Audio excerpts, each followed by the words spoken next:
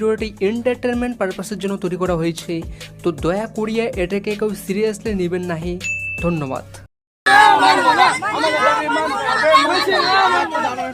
আপনাদের আন্দোলনটা কি নিয়ে আছে?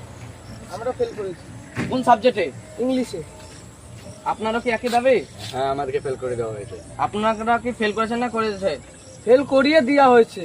আপনারা কি বলতে চাচ্ছেন? আপনারা ফুল মেহনত করেছেন? আমরা ফুল মেহনত করেছি, আমরা সারা রাত জেগে পড়া করেছি। আপনাদেরকে তো দেখে মনে হয় না আপনারা সারা রাত জেগে পড়াশোনা করেছেন। আমরা সারা রাত জেগে পড়াশোনা করেছি, তাহলে তো এই আন্দোলনে বসে। আপনারা কি মনে করেন সর্ববিষয়ে জ্ঞানী আপনারা? হ্যাঁ। তো যোগী আদিত্যনাথ কোন রাজ্যের মুখ্যমন্ত্রী ছিলেন? নেপাল। ও কি ঠিক বলেছে? একদম ঠিক। আপনার একদম রাইট। তা আপনারা বলেন তো, আমাদের দেশে বাদাম বাদাম গানকে সর্বপ্রথম লিখেছিল কে? হিরো আলম। আর সুর দিয়েছিল কে? রুদ্র রায়। আর গেয়েছিল কে? রানু মন্ডল।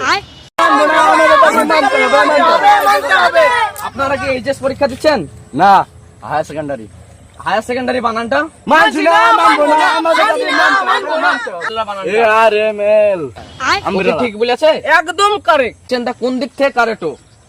আমার আউট নলেজ আছে। আউট নলেজ বলতে কি বোঝায়?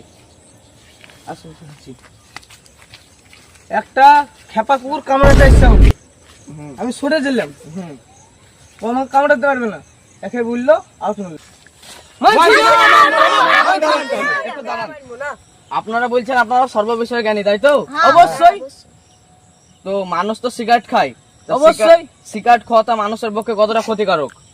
ভুল প্রশ্ন করেছেন। সিগারেট একটা খেতে হবে, ভাত খাওয়ার পর একটা খেতেই হবে, না হলে মাথা ছটপট ছটপট করে বেড়াবে। খাই, এটা আমাদের এনার্জি, সিগারেট আমরা খাবো। ওকে ঠিক কথা বলেছে? অবশ্যই। যেমন ভাত টকবক করে ফুটে, সিগারেট খেলে আমাদের রক্ত টকবক করে ফুটে। একে ঠিক বলছে? অবশ্যই। আপনাদের কাছে আমার একটা লাস্ট প্রশ্ন। আমাদের রাজ্যের প্রধানমন্ত্রী, সে আপনাদের কাছে কিরকম মানুষ? খুব ভালো মানুষ। I love Modi.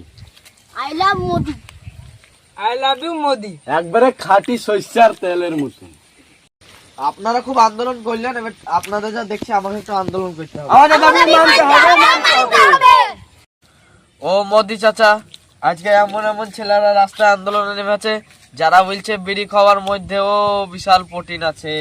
বলছে ভাত যেমনি টকবক করে ফুটে, এরকম ভাবে বিড়ি খেলে শরীরের মধ্যে রক্ত টকবক করে ফুটে। ও মোদি চাচা, এরা বলছে, এদেরকে আমি কি করে বোঝাবো? এরা বলছে বিড়ি একটা ভালো জিনিস, তা আমি কি করে বোঝাবো এদেরকে বিড়ি একটা মারাত্মক জিনিস?